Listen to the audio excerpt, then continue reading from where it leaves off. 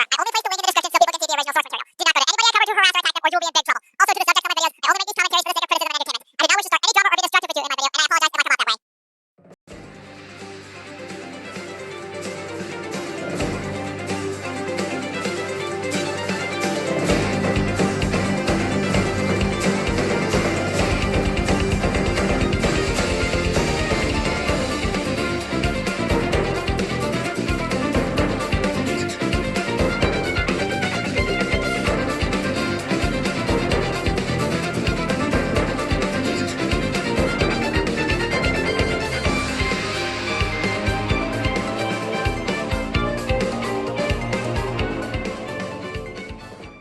You ever have that video that's just lying around in your material folder for who knows how long, lose interest in wanting to cover it, only to rewatch the video and suddenly feel the urge to cover it spring back to life?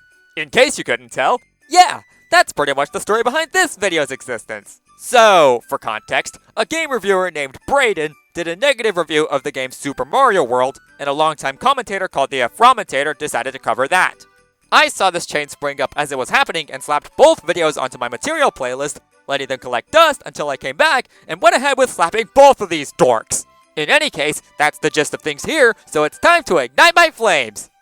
Super Mario World overrated? Well, Brayden, let's see your arguments. Super Mario World was released on the Super Nintendo as a launch title in 1990. No, it was released on the Super Nintendo in 1991, although it did get a release on the Super Famicom in Japan a year earlier. And the Super Nintendo wasn't even released until 1991. So how could Super Mario World be the launch title for a system that wasn't out yet? I'm pretty sure he was referring to the Japanese release, though.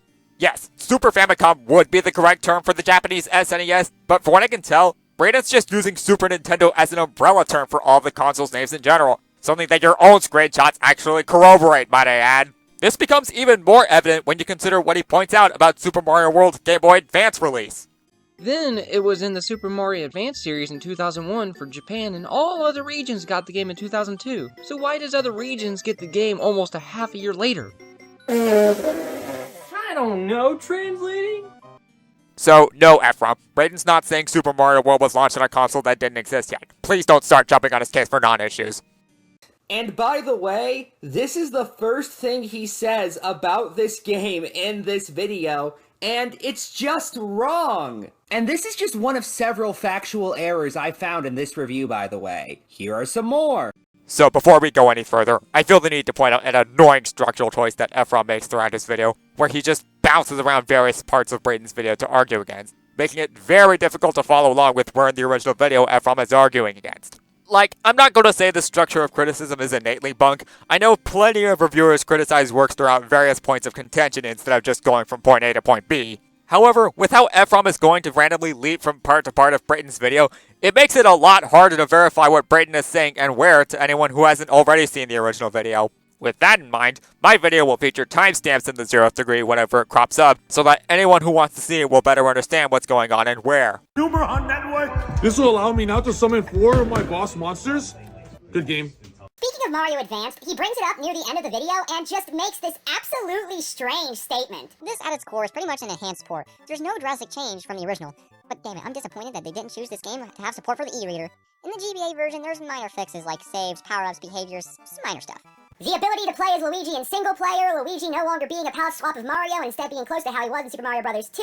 Something which is noticeable through looking at his own footage, by the way, given he's playing as Luigi while he's saying this. Along with him actually mentioning the fact that in the original SNES version, Luigi is just a palette swap of Mario in this very video. Luigi was basically using the same sprites as Mario, but the colors are opposite, so...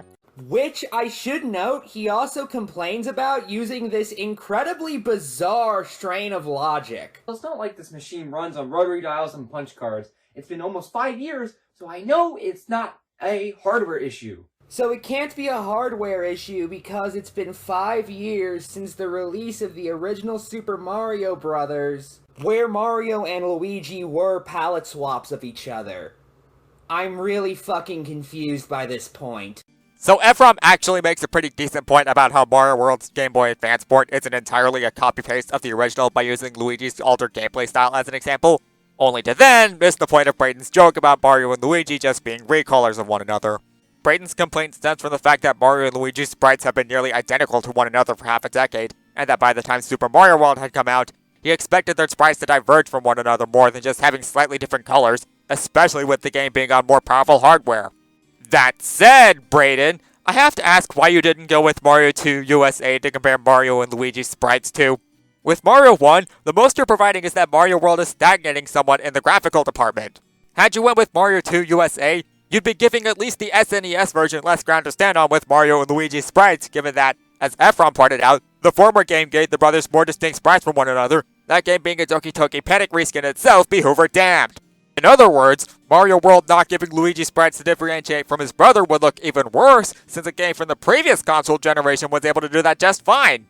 A status screen, a cutscene if you collect all the dragon coins, an easier time getting Yoshis that aren't green, audio clips of Mario and Luigi's voices, minor stuff like that. And he shows no screenshots or video clips to demonstrate his examples. Even then, I could still argue that the completion cutscene and the audio clips really are only minor improvements at the end of the day, given how little they affect the overall gameplay, but I could maybe concede to the status screen and the Yoshis being more accessible. Humor on network. This will allow me now to summon 4 of my boss monsters. Good game. Yeah, this game doesn't break any boundaries in terms of graphics. Now that title goes to Doom running on a stellar 2 frames per second. I'm not quite sure what Brayden means by this. I think he's trying to say the graphics of Mario World aren't all that impressive compared to other games at the time. And while that's at best debatable, the fact that he doesn't explain how that is, or even what he means by breaking boundaries, just makes this another meaningless statement. I don't actually have a problem with Ephron's point here. If anything, the comparison to Doom makes this complaint even more confusing than what Ephron said. Brayden, what were you trying to say by bringing up what I'm led to believe is Doom's SNES port? Were you sarcastically implying that Mario World's graphics were stellar? If that was the case, you could have made your stance a lot clearer than what we got. Were you actually saying Mario World's graphics weren't that great? In that case, bringing up a port of a PC game that, and I quote, runs at a stellar 2 frames per second does nothing but hurt your argument by lowering the standards of what the Super NES is capable of.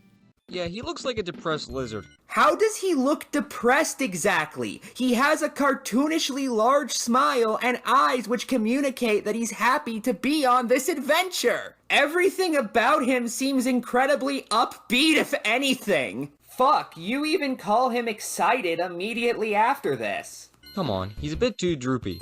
Or a bit too excited. I think Brayden was referring to the lowered eyelids with that depressed part, as if Yoshi was only reluctantly smiling or putting on a happy facade in that drawing. Especially considering what Brayden brings up immediately before and after about Yoshi being more of a tool to use, this could give off the impression of Yoshi having an invisible "I really wish I weren't here right now" button plastered onto his chest. So basically, Yoshi is a safeguard.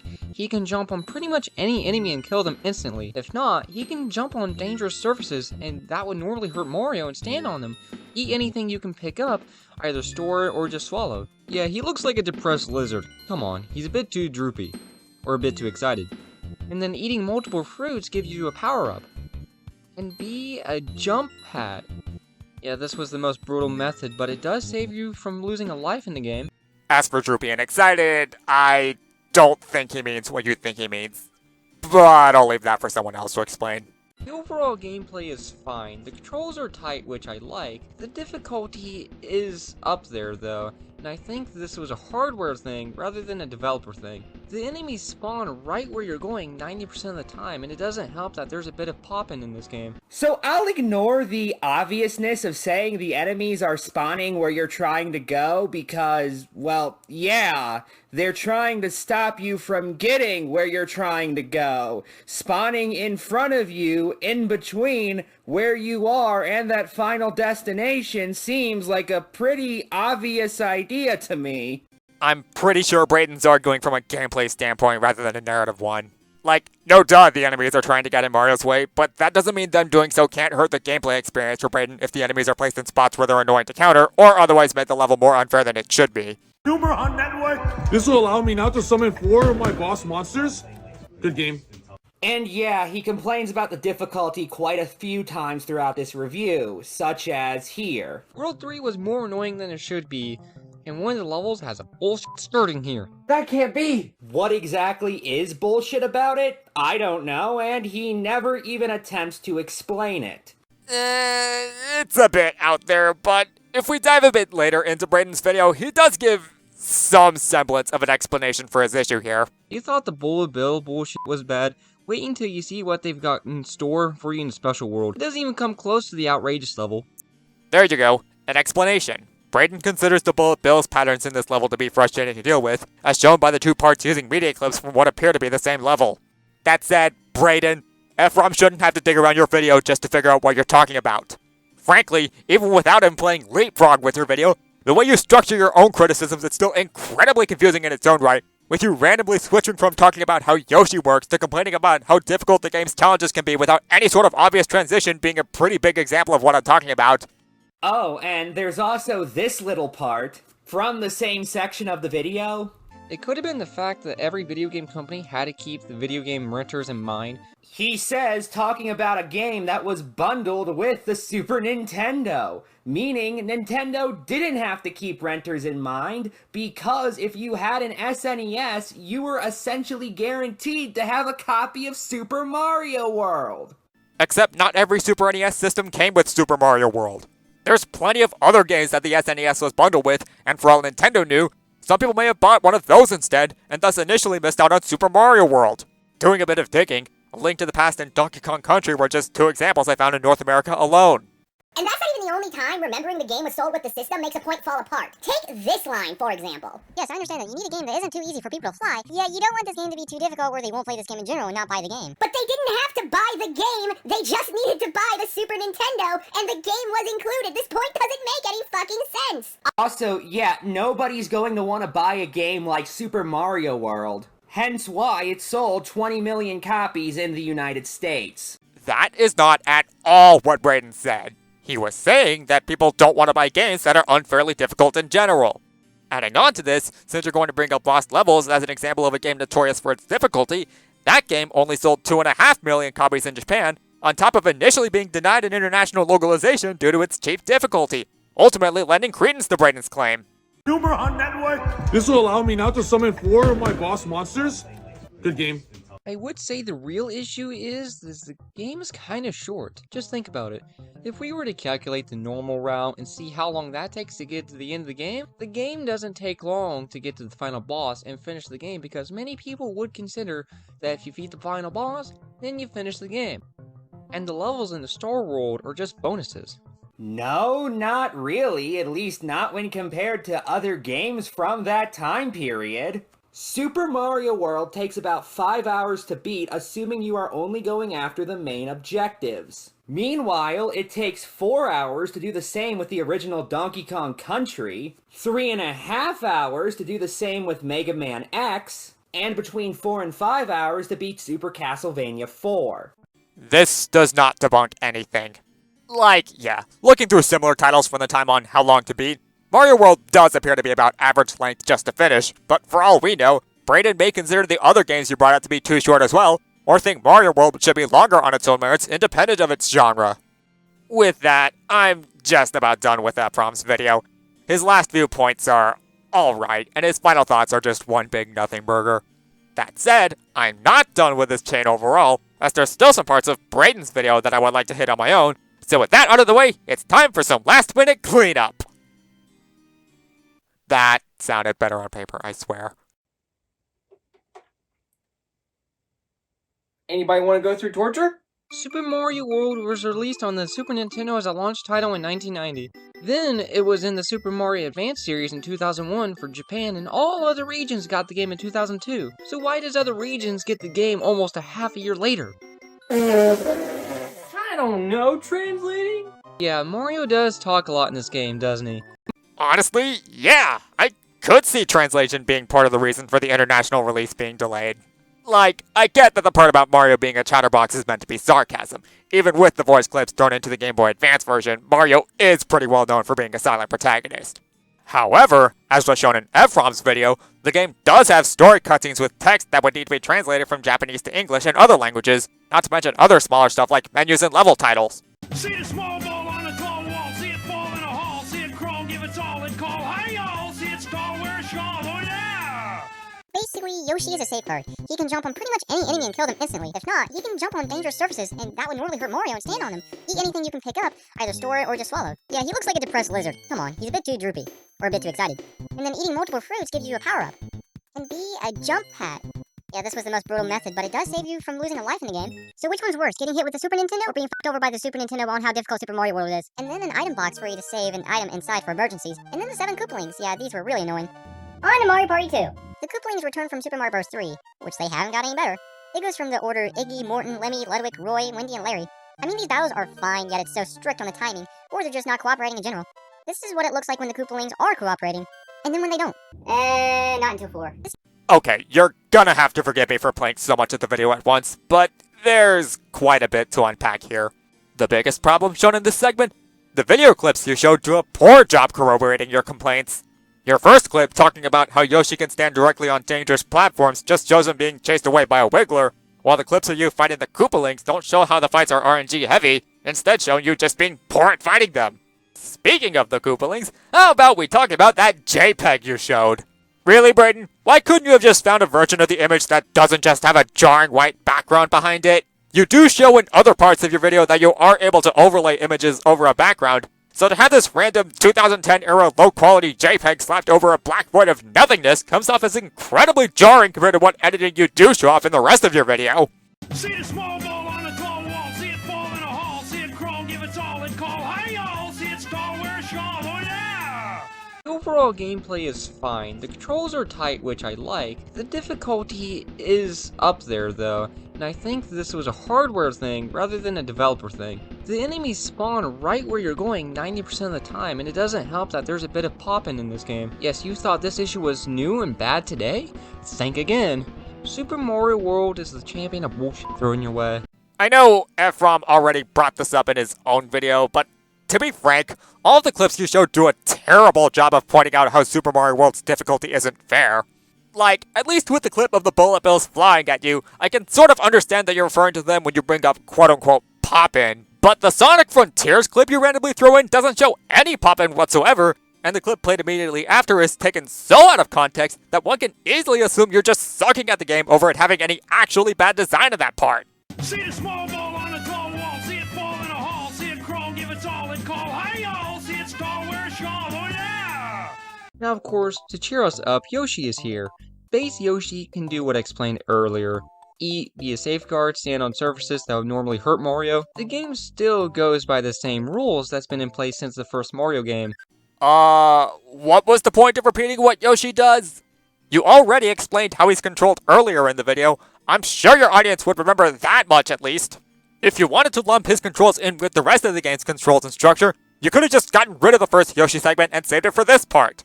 See the small ball on the tall wall, see it fall in a hall, see it crawl, give its all and call, hey y'all, see it stall, wear a shawl, oh yeah! During the 90s, Nintendo felt like they were in a decline. They kinda were, but Nintendo tried to be cool with all the teens. That's right. They made the Play Aloud series.